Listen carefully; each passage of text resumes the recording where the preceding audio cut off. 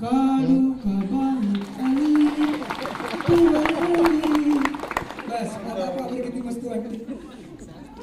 Coffee मुक्त अभियानाला 10वीच्या परीक्षा सुरू आहे. मी कॉफी मुक्त अभियानावर गेलो. एका पोराला कॉफी करताना मी पकडलं. त्याला म्हटलं कॉफी करू नको, ते काय ऐके नाही. मग मी त्याच्यावर एक कविता लिहिली. आता ते कोणते आहे तुम्ही ओळखा. मी त्याला म्हटलं, अरे घेन भाऊ आज तुले सांगत होतो, काल पोट्या पाहून लिहू नको, बेहोशीन नापास करू नको नियमाचा भंग.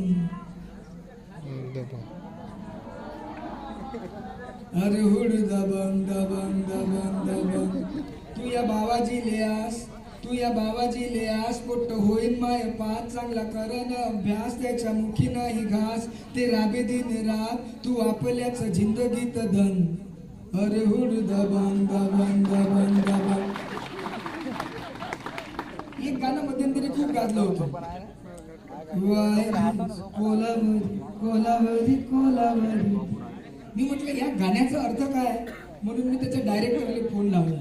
तो डायरेक्टर म्हणजे या गाण्याचा अर्थ असा आहे का आम्हा तरुणांना एवढा राग का येतो.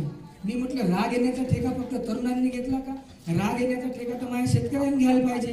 12 महिने आपल्या शेतात राबून त्याच्याच कापसाले भाव ठरवण्याचा अधिकार त्याला नाहीये. लोखंडवाला आपल्या भंगारचा भाव 6 रुपये विकायचा का 12 रुपये विकायचा ठरवते, पण आपल्याच भाजीचा आपल्याच पाल्याचा भाव ठरवण्याचा अधिकार माझ्या शेतकऱ्याला नाही. मग मी ठरवलं का आपल्या शेतकऱ्यावर याच्यावर काहीतरी लिहा. मग मी शेतकऱ्याची परिस्थिती खूप खतरनाक आहे दादा. म्हणजे मागच्या दिवाळी माझ्या दादाची पोरगी मुंबईला राहते. इंग्लिश मीडियम मध्ये असून ती पोरगी तिने मी दत्त चौकात घेऊन गेले यवतमाळने. मी म्हटलं बाई तू इंग्लिश मीडियम मध्ये शिकते का. तुम्ही कसं काय ओळखलं म्हणे काका. मी म्हटलं बाई ओळखा काय लागते. तुने टमाटे थैल्यात खाली ठेवले, त्याच्यावर जेव्हा टरबूज ठेवलं तेव्हाच मला लक्षात आलं म्हटलं इंग्लिश मीडियम मध्ये शिकते.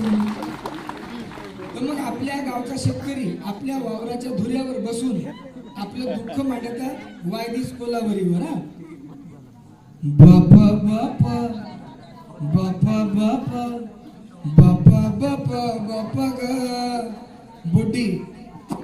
हे बॅकग्राऊंड म्युझिक आहे. बापा बापा बापा बापा बापा बापा बापा ग. अरे आम्ही हाव भाऊ शेतकरी. अरे आम्ही हाव भाऊ शेतकरी. कापूस आमचा व्हाईट व्हाईट, भावासाठी त्याच्या फाईट. कर्मचारी करते मजा भाऊ, आम्हाला करता टाईट. 12 घंटे लाईन नाही, सुकून राहिल्या तुरी. आमचा कापूस आमचा माल, हाती देता तरी चुरी. अरे सांगा भाऊ कसा जगन शेतकरी. काय ऐकत नाही पाहिजे, कारण ज्याचा भरोसा आपण करतो त्याच्यासाठी टाळ्या वाजल्या पाहिजे. पण आपलं दुःख तू सांगू शकत नाही. दुःख आमचं सांगावं कोणाले, जाणून घेईल कोण. कसायाच्या दावणीने बांधली गाय, तसं आमचं जीण. कष्ट करतो मेहनत करतो, करत नाही कवा चोरी. कवा कवा वाटते मरून जावं, ही दुनिया नाही बरी. अरे सांगा भाऊ कसा जगन शेतकरी.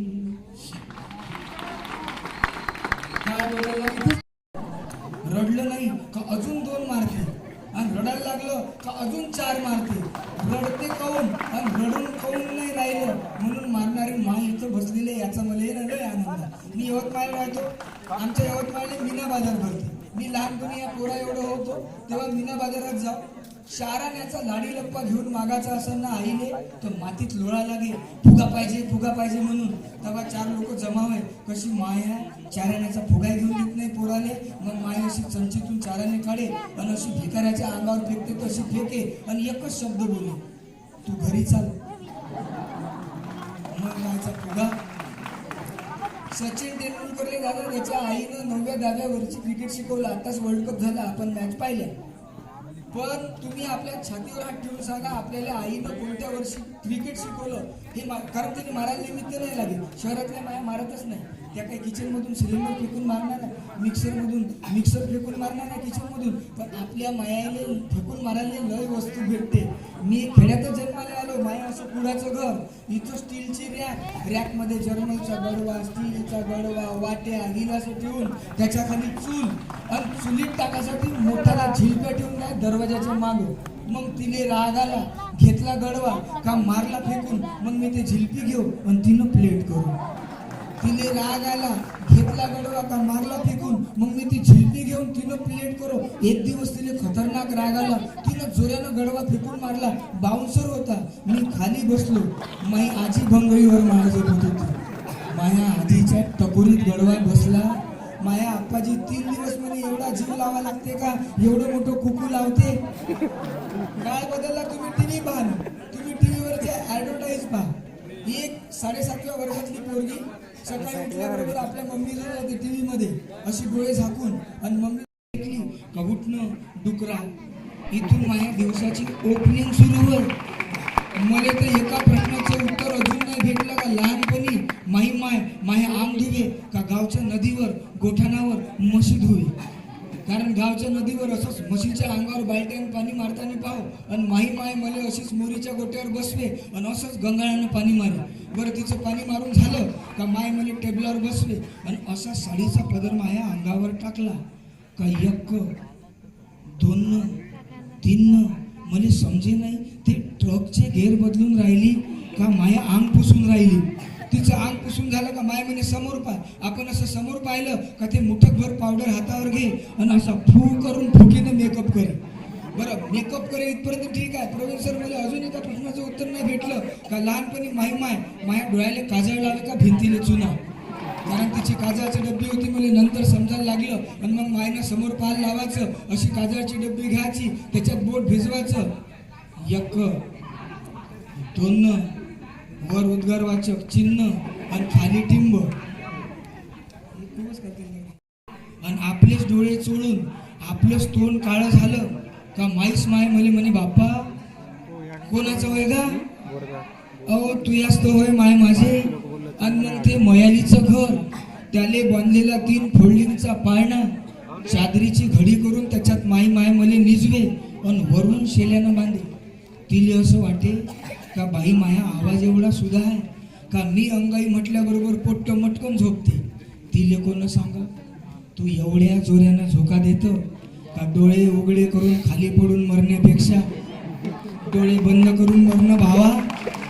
बरं आपल्या मायची अंगाई अशी सोफिस्टिकेटेड नव्हती का निमोनीच्या झाडामागे चंद्र झोपला ग बाई, आपल्या अडनावाले सूट होईल अशी माय अंगाई म्हणे. मग तिची अंगाई कशी होती का हाड हाड आकू, हाड आकू अन घरी झोपला डाकू. ते माया कन्फ्युजन होतं, ते बापू म्हणे का डाकू म्हणे. कारण लहानपणी शाळेसोबत माय पटेच नाही.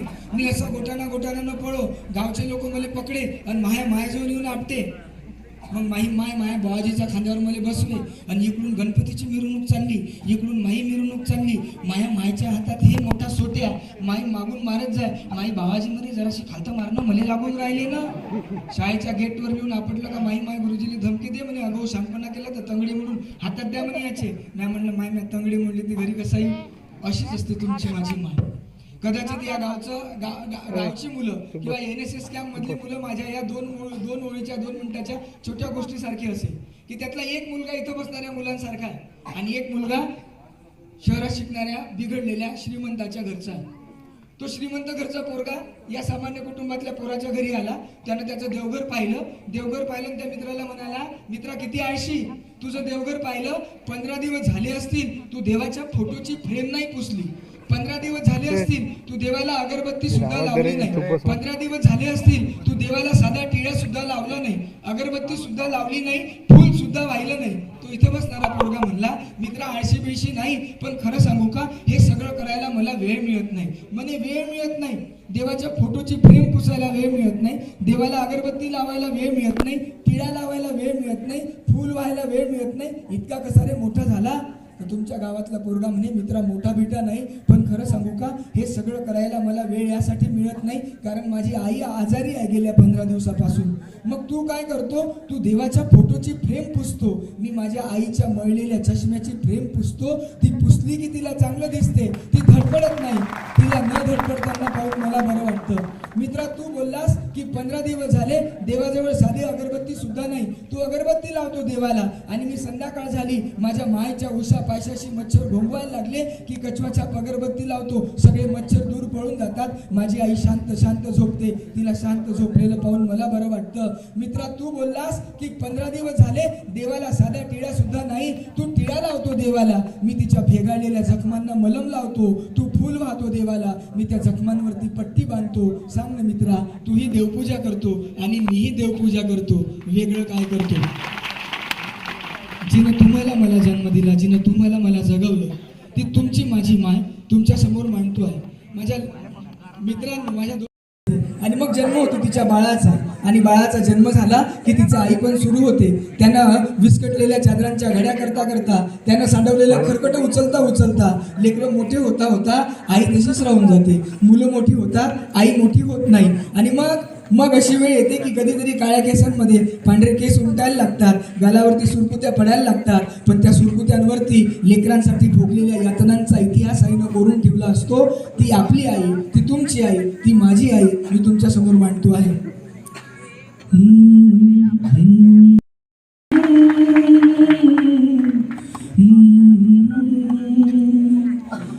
पिलू ठेवून खोप्यात चिवू हिंडते चांगऱ्याले.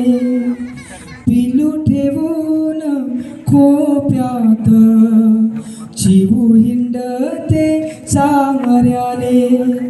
गोठ्यामध्ये काळी गाय कशी चाटे वासराले. गोठ्यामध्ये काळी गाय कशी चाटे वासराले. हे पाहून वाटते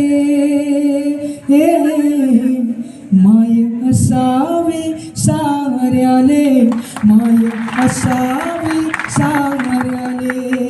जरी तुया उदरात देव जलम घेईल, जरी तुया उदरात देव जलम घेईल. तुया जिवाळ्याची सर नाही देवाले येईल. तुया जिवाळ्याची सर नाही देवाले येईल. माया माऊलीची माया, माया माऊलीची माया पुसनाथ पोराले. हे पाहून वाटते माय असावी साऱ्याले, माय असावी साऱ्याले. माय देवकीचा पाना, माय यशोदेचा काना. माय देवकीचा पाना, माय यशोदेचा काना. लेकस किती मोठा मायसाठी परे ताना. लेकस किती मोठा मायसाठी परी ताना. माय सुखाची घागर, माय सुखाची घागर सुख तिच्या पदराले. हे पाहून वाटते साऱ्याले, माय असावी साऱ्याले. पिलू ठेवून खोप्यात चिवू हिंडते साऱ्याले. गोठ्यामध्ये काळी गाय कशीचा टेवा सराने हे पाहून वाटते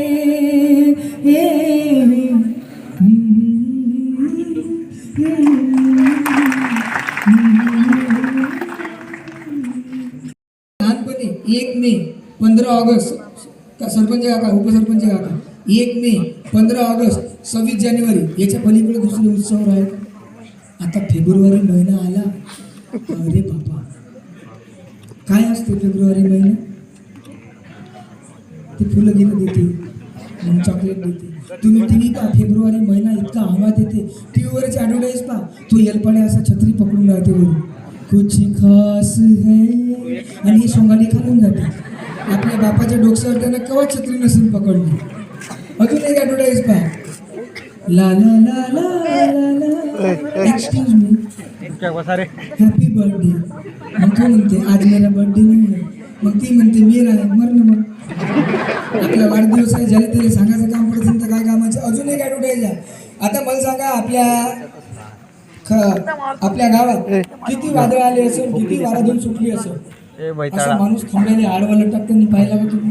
पण टीव्हीत लटकतो नुसता लटकत नाही त्याच्या अंगावरचे बंद कपडे फाटून द्या. मग ते फाटल्यावर ते सोंगाडी येते सब कुछ तो उड गया तुम्हाला फ्रेग्रन्स नाही उडा निव्वळ येलपडेपणा. आणि आता अकोल्याच्या शिवाजी कॉलेजमध्ये कार्यक्रम होता. कार्यक्रमाला वेळ होता. तुमच्या विद्यार्थी कल्याण निधीचा डायरेक्टर आहे राजीव बोरकर तो माझा मित्र आहे. त्याच्यासोबत आम्ही नाश्ता करत होतो कॅन्टीनमध्ये हॉटेलचं. कॉलेजमधला एक पोरगा फोनवर बोलू. आता कोणासोबत बोलतो तो कॉलेजमधला पोरगा फोनवर हसून द्या तुम्हाला सांगायला लागते का? लयच हुशार आहे तुम्ही. तर मला तिकडून आवाज आला स्पीकरमधून. तिने विचारलं याला जेवला? हा म्हणे ती म्हणे का रे? हा म्हणे तू बोलली ना पोटच भरली. माझ्यासमोर 3 आलूगुंडे रस्त्याचे खाल्ले ना. सगळा येलपाडेपणा काहीच नाही. काळ बदलला वातावरण बदललं. मी बा सर दादा 7.5व्या वर्गात असं तुमच्या गावी नाही का 7.5वा वर्ग? अरे दिवाळीनंतर सुरू होते तो माझ्या भावाजी माझ्याजवळ आले. बाबा म्हणे जयंता म्हणे तू यावर्षी 90% मार्क घे म्हणे. मी म्हणलं एवढे कायले घ्यायला लागते? एवढ्या याच्यात तर गरिबाचे 3 पोरं पास होते. तर तू शहाणपणा कायले करते म्हणे. तुला 90% मार्क घेतले तर मी तुला नवीन सेकंड हँड सायकल घेऊन देईन ना. विकणाऱ्यासाठी सेकंड हँड होती आपल्याला तर नवीन भेटून राहिली होती का नाही. मी म्हणलं बाबा असं तर मी 90 नाही म्हणलं 95% मार्क घेईन. हसले माय बाबा मजा करून राहिला का म्हणून. मग म्हणलं सुरुवात पाहिली केली मजा घ्यायची. त्या वर्षी मला योगायोगाने सर 90% मार्क भेटले. माझ्या भावाजीनं मला नवीन सेकंड हँड सायकल घेऊन दिली. त्या सायकलचं वैशिष्ट्य असं होतं का तिला ब्रेक होते पण तिच्या मनात येईल तेव्हा ते लागत म्हणजे तुमच्या कॉलेजसमोर पांढरकड्याला मी एखाद्याला उडवून दिलं तर तो म्हणे राजा तुझ्या सायकलने 2 ब्रेक आहे तू मारत काऊन नाही? मी म्हणलं कमाल करता काकाजी एवढी सायकल मारल्यावर डबल ब्रेक कायला मारायला? तिने सीट होती पण आपण उभं राहून पायडल मारायला लागलो का तिची सीट खाली पडून जा आणि एक हाताने सीट पकडायला लागेल एक हाताने पायडल मारायला लागेल. लोक म्हणे पा लंगडा माणूस असूनही कसा सायकल चालू झाली. आता नवीन फॅड आलं ट्रिपचं. आपल्या वेळेस सहज आहे. शहरातल्या इंग्लिश मिडियमच्या ट्रिप अरे बापा विचारूच नका. म्हणजे मम्मी सोडवायला येते पप्पा सोडवायला येते. पप्पा झोकानच मॅडमचा फोन नंबर घेते आणि संध्याकाळी ट्रिप वापस येते. याला ट्रिप म्हणते का? ट्रिप तर माझ्या लहानपणी मी लोकनायक शाळेत होतो यवतमाळ. इथून 25 वर्ष आधी ट्रिपले जायच्या 10 मिनिटं आधी आमचे सर म्हणे एन्जॉय करा. आता तुम्हीच सांगा यवतमाळवरून 15 किलोमीटर बुन्नापूर नावाचं गाव आहे. पैदल हातात झोरा घेऊन 15 किलोमीटर गेल्यावर कायचा एन्जॉय करणार? आम्ही त्या जंगलात जाऊ डबे खाऊ आणि झोपून जाऊ. मग सर लाड करे आमचा उठणं सर याले म्हणते का ट्रीप? मग कशी असते म्हणे ट्रीप? आपण म्हटलं सायकल घे करून जाऊ तर तुझ्याजवळ आहे का म्हणे? ते लॅमरेटा होतीच आपल्याजवळ. तर आम्ही यवतमाळवरून जोडबा नावाचं गाव आहे तिथं आमची ट्रीप जायचं ठरलं. ही सुखरूप झाली. पण वापस येतो आणि माझे दोस्त म्हणे आपण म्हणे ऊस चोरू म्हणे ऊस. मी म्हटलं मी चोरीगिरी करत नाही, पण तुम्ही गेली तर काय.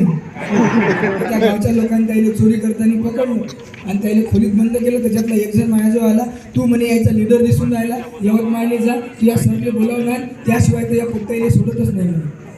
मग मी दुपारी 3:30 वाजता 21 किलोमीटर यवतमाळ हातात सीट पकडली. 11 नंबरच्या गाडीनं कैची चालवत यवतमाळले आलो. संध्याकाळी 7:30 वाजता यवतमाळले आलो. 25 वर्ष आधी सरच्या घरी गेलो. सर टी व्ही पाहून राहिले.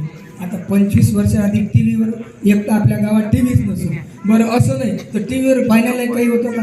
चित्रहार, छायागीत, रामायण, आमची माती आमची माणसं, त्याच्या आधी ते लाल हिरव्या निळ्या रंगाचे पट्टे टाकले, ते पट्टे पाहून टाकू आपण. म्हणजे छाया रामायण लागलं का एवढं व्होल्टेज वाढे का तो रावण डॅन्स करत बाण मारे. छायागीत लागलं का एक जण टिनावर चढे एकटीनं घरासाठी आणि एक जण खालून अर्थिंग दे, हे बरोबर दिसून राहिलं, बरोबर दिसून. मी म्हटलं सर असं झालं.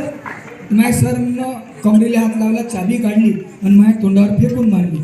चाबी तर एवढ्या स्टाईलनं फेकली जशी काही बुलेरो नाही तर फरारी गाडीची चाबी मला देऊन राहिली. 1857 सालची डंगरी लुना होती माझ्या सरची. म्हणजे तुमच्या गावच्या ग्रामपंचायत समोर 15 दिवस ठेवली तरी कोणी तिने चोरून नेणार नाही. मुलटीच्या सीटवर 20 रुपये ठेवून का बाबूचं सीट कवर बदलू. त्या मुलाने एवढी बेकार सवय का ते का आपण तू पोटातून तेव्हा तू आई सिरियल जास्त पाय का. ते का तुमच्या ग्रामपंचायत समोर ठेवली का बाबूच्या हिचं सीट करू आणि तुला एवढी बेकार सवय ते का 4 व्हीलर समोर उभी केली का तिचा लाईट आपोआप शर्मेने खाली मान झाली. पण म्हटलं आपल्याला एक सायकल चालवायला भेटत नाही, गाडी चालवायला भेटून राहिली. मग लुना तुम्ही सगळ्यांनाच पाहिली. मी त्या लुनाचं लॉक उघडलं, पायडल मारायला लागलो. 15 मिनिटं झाले, 20 मिनिटं झाले, गाडी सुरूच नाही होत. सर आले मागून, अशी सुरू करत असते का म्हणे गाडी. मग म्हणलं कशी सुरू करत असते गाडी. होय म्हणे बाजूले. सर बसले गाडीवर, लोट म्हणे मागून. लोटायला काहीच नाही. गाडीचं वजन 35 किलो, मायवालं 42 किलो आणि सरचं 192 किलो. मी लोटून राहिलो. गावाच्या बाहेर गाडी गेली, सुरू झाली गाडी. सर समोर जायला लागले. मी म्हटलं सर तू आहेस का म्हणे मागं. हो म्हटलं. सरनं गाडी थांबवली आणि बस म्हणे मागं. त्या लोण्याने मागं पकडायला काहीच नाही.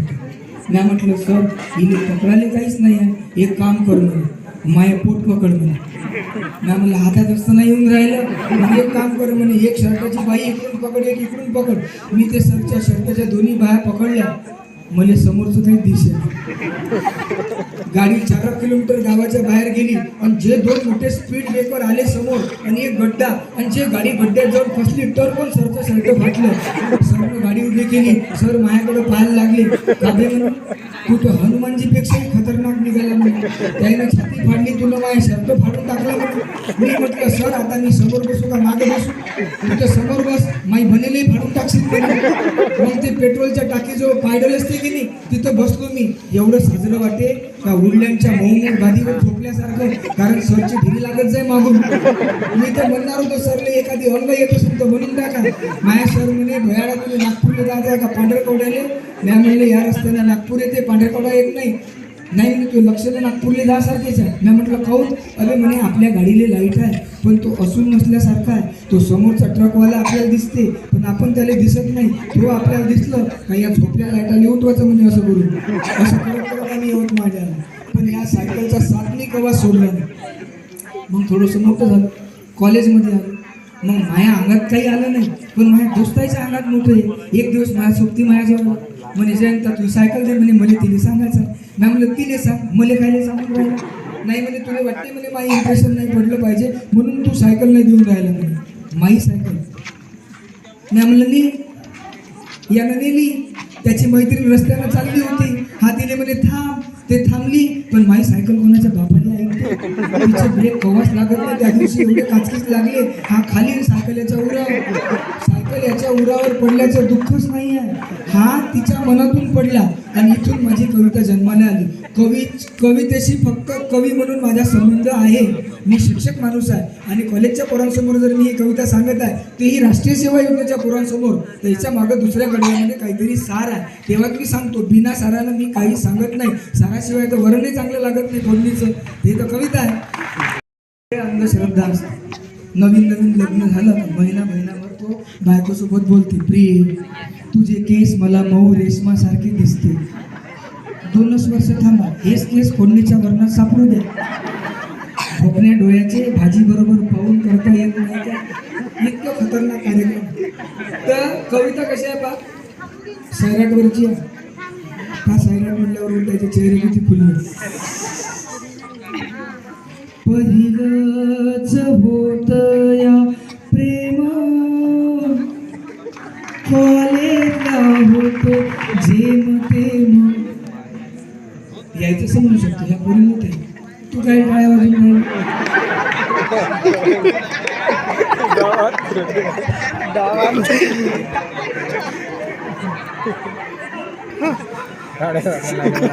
टीव्हीचे परिणाम आहे की पहिलंच होत या प्रेम कॉलेजला होतो जेम तेम, पाहू तिला मी जसाही तीही पाहे सेम सेम, मी ठरवलं तिला सांगायचं, मी ठरवलं तिला सांगायचं, अन मनातलं सारं बोलायचं, प्लॅन फ्लॉप झाला जी, प्लॅन फ्लॉप झाला जी, लेटर लिवलं या छान अन रंगवलं स्वप्नांचं पान, सुरू केल्या माग चक्रा सोडून सारे कामधाम, ती जात होती तिला आवाज दिला, आपलं लेटर तिच्या हवाली केला, ती जात होती तिला आवाज दिला, आपला लेटर तिच्या हवाली केला, पुढून तिचा भाऊ आला जी, झाला जी.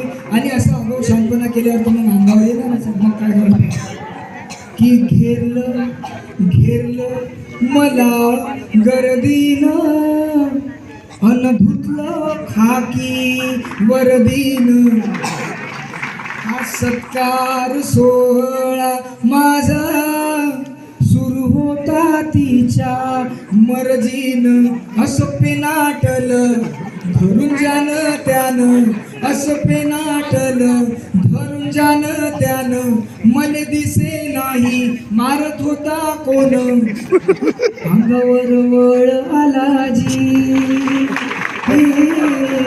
प्लॅन फ्लॉप झाला जी. मी तर पोरीसाठी व्हॅलेंटाईन डेवर कविता लिहिली तुमच्या कामाची, ऐकू म्हणजे वापस जायचं तुमच्या कामाची नाही आहे. हा म्हणाला एक्सक्यूज मी तिला, हा म्हणाला तिला एक्सक्यूज मी, तू देशील का थोडी जागा कप्प्यात मनाच्या, तू देशील का थोडी जागा कप्प्यात मनाच्या, ती म्हणाली होय ना तिकडे डोंबळ्यावानाच्या, आहे नाही कामाची तुमच्या.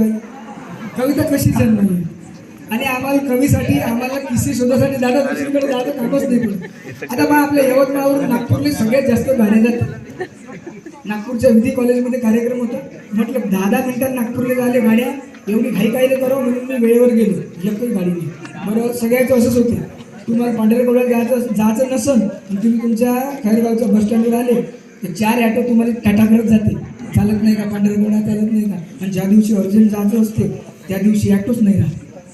मग एकदमानं गाड्याच नाही लागल्या, जे 15 मिनिटं झाले 20 मिनिटं झाले वाट पण लावलं, 20 मिनिटांना मग जे लागले एकदमानं 3 गाड्या, त्यातली जी सगळ्यात ठळठळ रिकामी होती त्या गाडीत जाऊन बसलो मी कंडक्टरच्या सीटवर. 5 मिनिटांना 60 वर्षाचे एक आप्पाजी आले, त्यानं खिडकी वाजवली आणि मला प्रश्न केला गाडी कुठं चालली. मी म्हटलं नागपूरले चालली. कळमले थांबते का म्हणे. मी म्हटलं थांबते. भिडीले थांबन का म्हणे. मी म्हटलं भिडीले थांबते. देवळीले थांबन का म्हणे. मी म्हटलं देवळीले थांबते.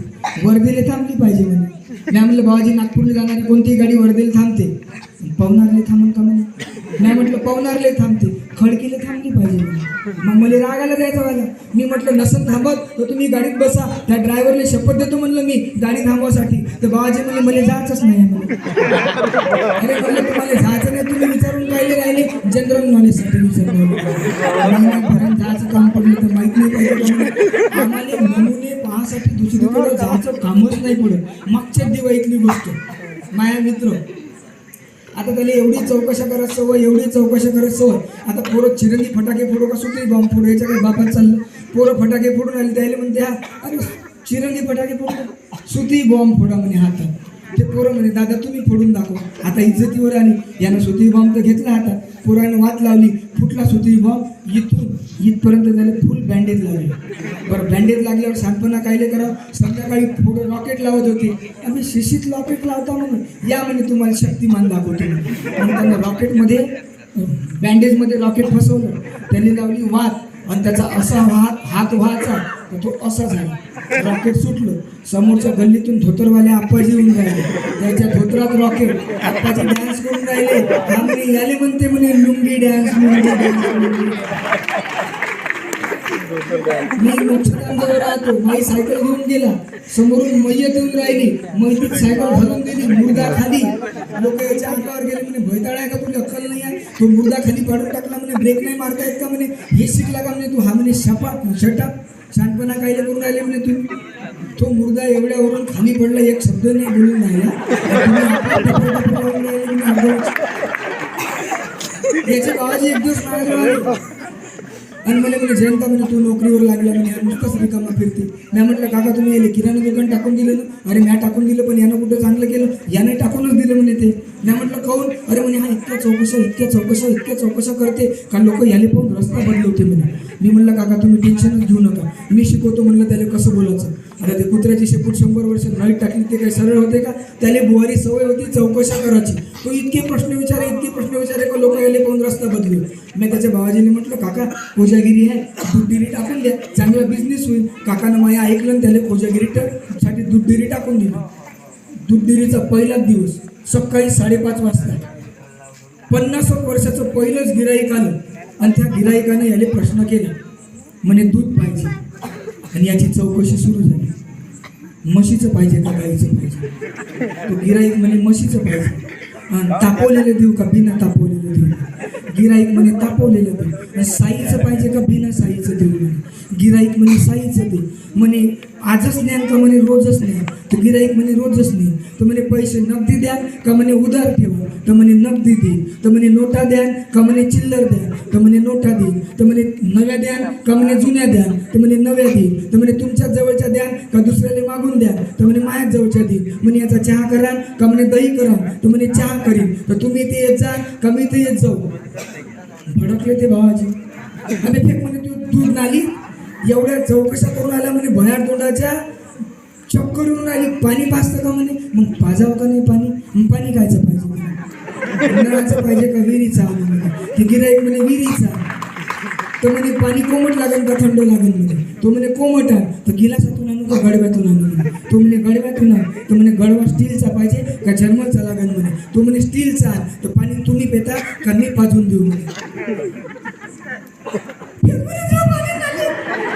चांगल्या शिकल्या सवरल्या घरचा दिसून आला म्हणे भयार तोड्या.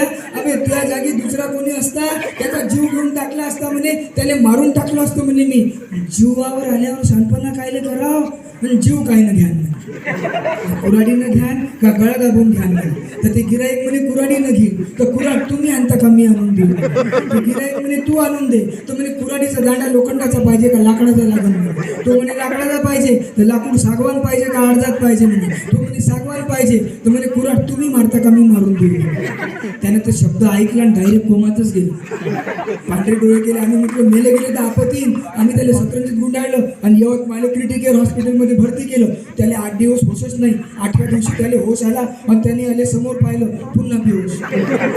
डॉक्टर म्हणे आले लपून ठेवा, हा मारून टाकल म्हणे पेशंटने. मग आम्ही आले लपून ठेवलं. 11व्या दिवशी त्याला होश आला आणि ते गिराईक मिट्टू सारखं बोलायला लागलं.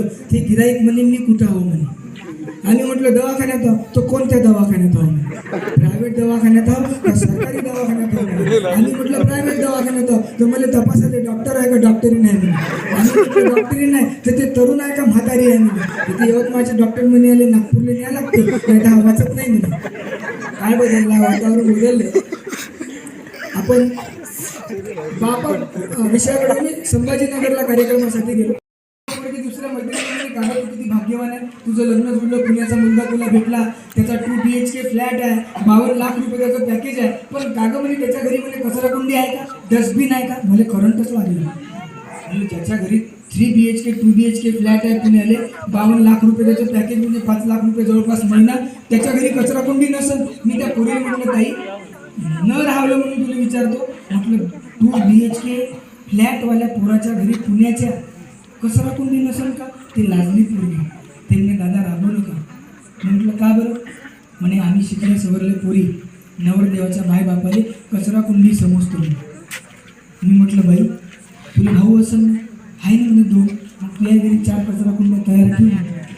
काळ बदलला, वातावरण बदललं. आईची अशीच अवस्था आहे, वडिलांची अशीच अवस्था आहे, आजी आजोबांची अशी अवस्था आहे.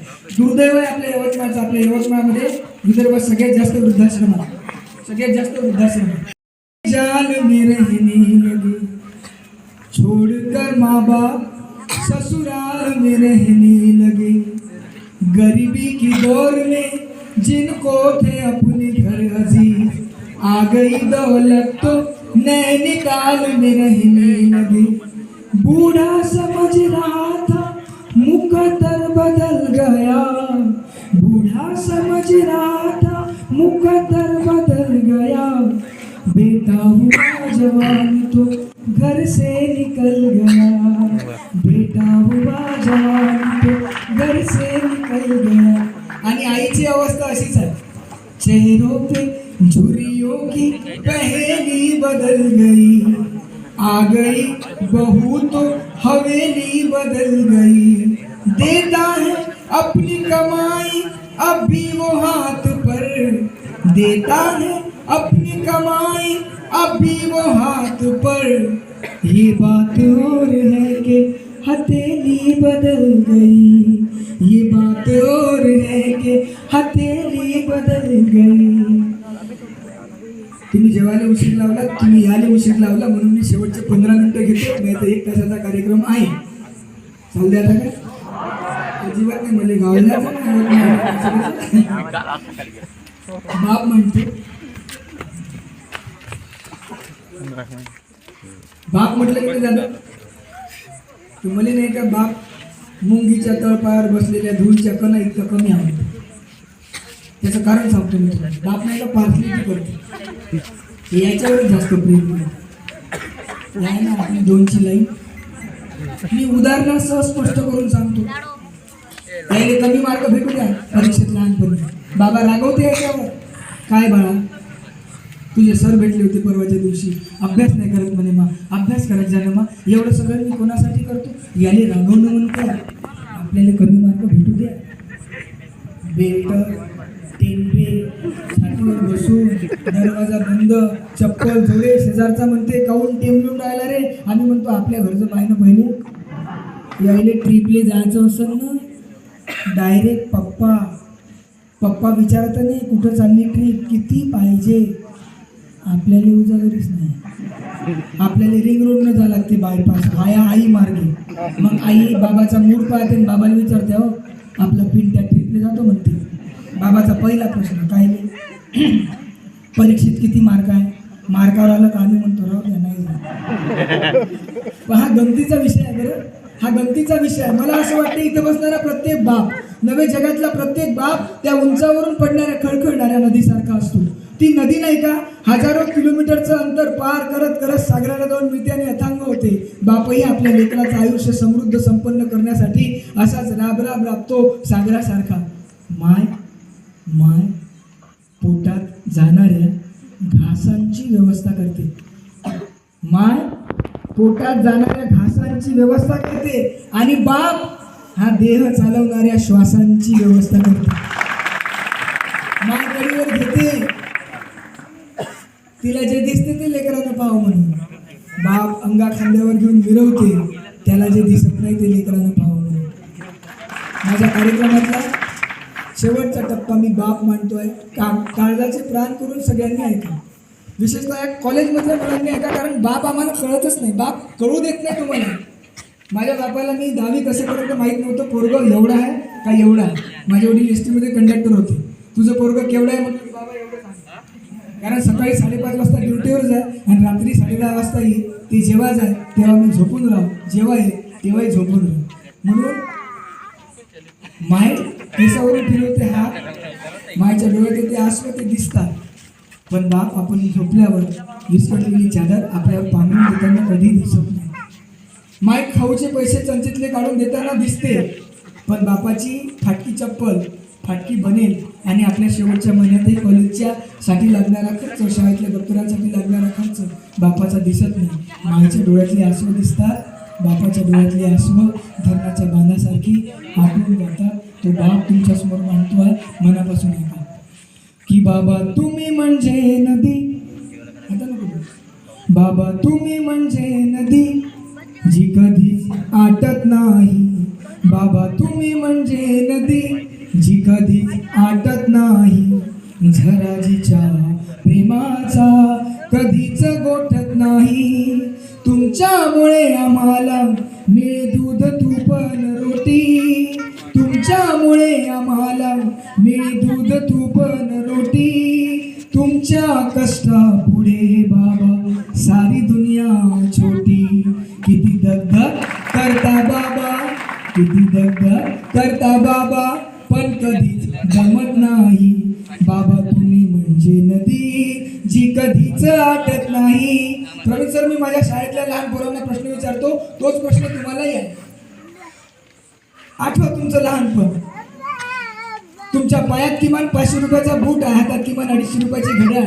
तुम्ही लहानपणी शाळेत जायचं, किमान 200 रुपयाचं दप्तर, टिफिन बॉक्स 100 रुपयाचा, स्कूल बॅग 200 रुपयाची. घरी गेल्यावर आपल्या बाबांना नक्की विचार जा, बाबा तुम्ही शाळेत जाताना 25 रुपयाच्या टायरच्या चप्पलशिवाय शाळेत कधी काही घालून गेला होता?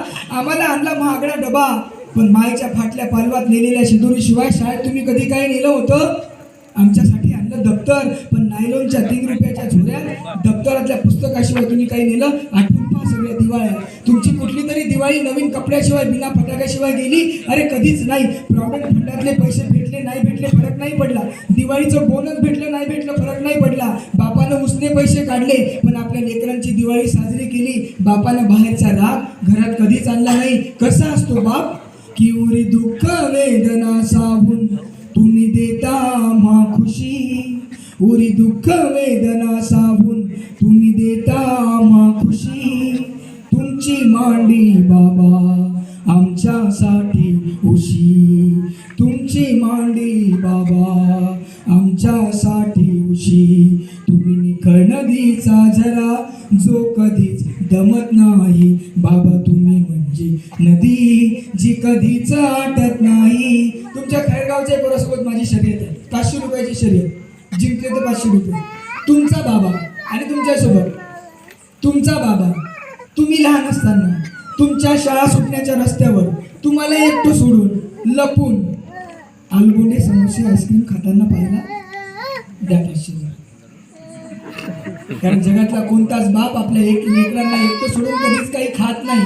अरे भरत असेल गावच्या आजूबाजूच्या गावचा बाजार, बाप जातो बाजाराला, निघत असेल गरमागरम जिलेबी, दोस्त म्हणतो ये नाही यार 2 घास खाऊ, पहिला घाणा आहे. तोंडाजवळ जिलेबीचा घास नेल्याबरोबर बापाला आपली चिमणी पाखरं आठवतात. बाप म्हणतो नको यार बांधून दे, मी घरी जाऊन खाईन. तुम्ही तुटून पडता त्या आणलेल्या पॉलिथिनवर. स्वयंपाक खोलीतून बायकोचा आवाज, आईचा आवाज असतो, अहो तुम्ही खाणं 2 घास. बापाचं ठरलेलं उत्तर, मी नाही खात, मी बाहेरच खाऊन आलो.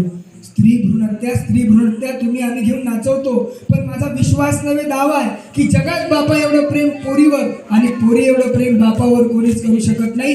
13 वर्षाची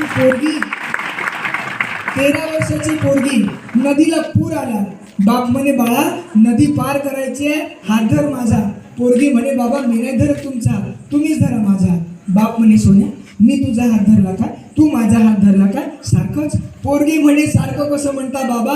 अहो मी जर तुमचा हात धरला, नदीत उतरली, नदीचं पाणी वाढायला लागलं, माझा जीव धोक्यात आल्याबरोबर तुमचा धरलेला हात मी सोडून देईन बाबा. पण मला खात्री नव्हे विश्वास आहे, तुम्ही जर का माझा हात हातात धरला, तुमच्या श्वासात शेवटचा श्वास शिल्लक असेपर्यंत माझा धरलेला हात तुम्ही कधी सोडणार नाही बाबा, कधी सोडणार नाही. 13 वर्षाची पोरगी शेगावला गेली आनंद सागर पाहायला. खूप वर्ष आधीचा मित्र भेटला.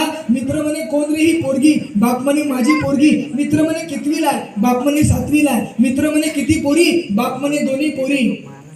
मित्र म्हणे लेका नशीब खराब, 2 पोरीच. 7व्या वर्गातली ती पोरगी त्या काकाला म्हणते, ओ काका तोंड सांभाळून बोला, देव त्याच्याच पोटी लेकी जन्माला घालतो ज्याची लेकी सांभाळण्याची अवकात असते, लायकी असते, पात्रता असते. ते घर भाग्यवान आहे, तो बाप जगातला सगळ्यात भाग्यवान आहे की ज्याच्या घरी लेकी जन्माला आल्या. अरे लेकी म्हणजे दरवळणाऱ्या जाई जुईचा गंध, जिच्या दरवळानं सारं घर पाजून जाते, सारं घर सुगंधित होऊन जाते. माय बापामधलं भांडण कदाचित पोरगा सोडवू शकणार नाही, पण पहाडा एवढ्या बापाला पप्पा झालं सन्न म्हटल्याबरोबर पहाडासारखा बाप शांत होऊन जातो.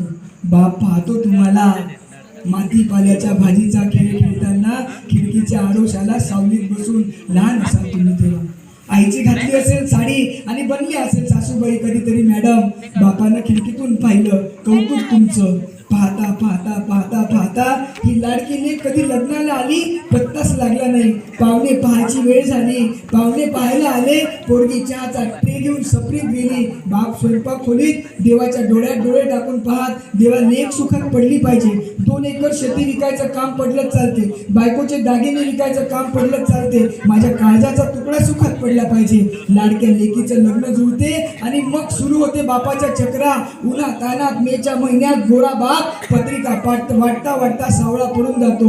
लग्नाच्या अहेराच्या कपड्याच्या खरेदीची वेळ येते. बाप घेऊन जातो दुकानात. पोरगी म्हणते बाबा तुम्ही घ्या ना नवीन ड्रेस, हा रंग तुम्हाला छान दिसतो. लेकीच्या सुखासाठी घेतोय बाप. आठवून पहा 20-25 वर्ष आधीची लग्न. कोणत्या लग्नात बापाला लटकण्या मटकण्यासाठी फुरसत भेटत होती? अरे लग्नाच्या आदल्या रात्री मांडवामध्ये गाद्या टाकता टाकता, गाद्यावरच्या चादरा टाकता टाकता, खुर्च्या लावता लावता, भाजीपाला आणता आणता आणि राजलातलं पाणी भरता भरता सकाळचे 5:30 कधी वाजून जायचे पत्ता लागायचा नाही. पोरगी म्हणायची बाबा कुठपर्यंत हातावाला पाण्याचा विडा बांधून राहा, घाला ना नवीन कपडे. बाप म्हणायचा बाळा घालतो रे मा सोन्या, पाहुण्यांना चहा पाणी करतो. चहा पाणी करेपर्यंत सकाळचे 10:30 वाजून जायचे. लग्नाचा मुहूर्त यायचा. जिच्या गालाच्या कॅनव्हासवर 5 बोटाची चापट कधी मारली नाही, त्या लाडक्या लेकीच्या लग्नाच्या अक्षिदा डोळीवर फेकताना, काळजाचा तुकडा दुसऱ्याच्या सुपूर्द करताना मग सुरू होते बापाच्या पुन्हा धाव. तुमचा विराट कोहली, तुमचा अभिषेक शर्मा काय धावतो एखाद्या मॅच मध्ये तेवढा धावतो बाप.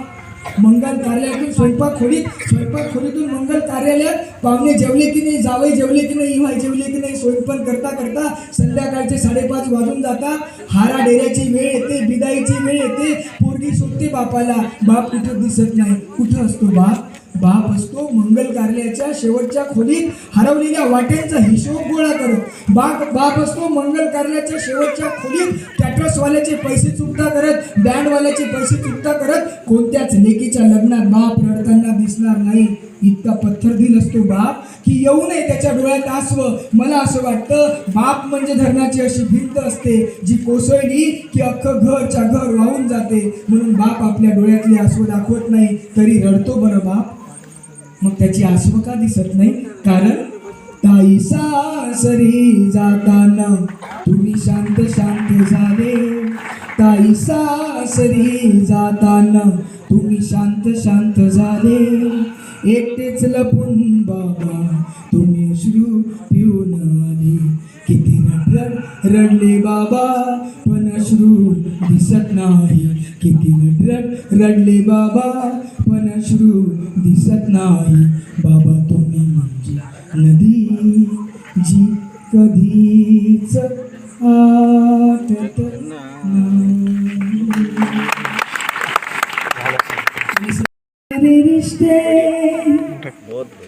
सारे रिश्ते सारे रिश्ते अपनी जगह सबका अपना अलग काम है, माँ से बढ़कर पिता से बढ़कर कोई दूसरा नाम दुनिया में होता नहीं. ज्या आईवडिलांनी जन्म दिला, ज्या आईवडिलांनी सांभाळलं, लहानाचं मोठं केलं, इतक्या उंचीवर पोहोचवलं की आपण स्वतःच्या पायावर उभं राहून आपलं आयुष्य घडवण्याच्या मार्गावर आपण मार्गक्रमण करत आहोत. त्या आईवडिलांचा सन्मान राखा. मला या ठिकाणी आमचे कवी मित्र आदरणीय डॉक्टर प्रवीण सरांनी या ठिकाणी बोलवलं. मला फार छान वाटलं. इथलं वातावरण खूप छान आहे, निखळ असणारा माणूस आहे. बघा जर त्या दादांचं नाव विसरलो मी, सतीश भाऊ. खरंच NSSचे बरेच कार्यक्रम करतो मी, खूप कार्यक्रम करतो. तुमच्या पोरांच्या टाळ्या या समजेतल्या टाळ्या होत्या. म्हणजे तुम्ही खूप समजदार आहात, छान पोरं आहात, तुमचे डोळे बोलके आहात आणि तुमचं युनिट खूप छान आहे. कोणत्या NSSचा की आम्हाला, मी बरेच कार्यक्रम करतो NSSचे. इतकं सुंदर नियोजन, इतकं अप्रतिम नियोजन आणि मनापासून देण्याची दानत ती सगळ्यात महत्त्वाची लागते. म्हणून तुमच्या कार्यक्रम अधिकाऱ्यासाठी अजून जोरदार एकदा टाळ्या. पनीरची भाजी NSS कॅम्पमध्ये मी 11 NSS कॅम्प केले, आता हा 13वा NSS कॅम्प आहे. फोडणीच्या पण खरंच कौतुक आहे असं. आणि जे उत्कंठ असते त्याने एक उर्मी असते. आणि तुमच्या गावासाठी एकदा जोरदार टाळ्या तुम्ही सगळ्यांनी वाजवून द्या. तुमच्या सगळ्यांना धन्यवाद देतो आणि माझ्या शब्दांना विराम देतो. धन्यवाद. साईराम, आईराम. तासांपासून जे नातं तयार झालं जयंत सरांच्या कवितेमधून, त्या नात्याबद्दल मी बोलतो आहे. त्यांनी त्यांचं बोलणं, त्यांच्या कविता संपवलेल्या आहेत, पण जे नातं झालं त्याच्याबद्दल मी 2 ओळी बोलतो आणि रजा घेतो. वक्त नूर को बेनूर कर देता है, वक्त नूर को बेनूर कर देता है, छोटे से जख्म को नासूर कर देता है. वक्त नूर को बेनूर कर देता है, छोटे से जख्म को नासूर कर देता है. कौन चाहता है अपनों से जुदा होना, कौन चाहता है अपनों से जुदा होना, कौन चाहता है अपनों से जुदा होना, लेकिन वक्त सबको मजबूर कर देता है, वक्त सबको मजबूर कर देता है. Thank you so much. या ठिकाणी आजचा कार्यक्रम इथे संपलेला आहे असं मी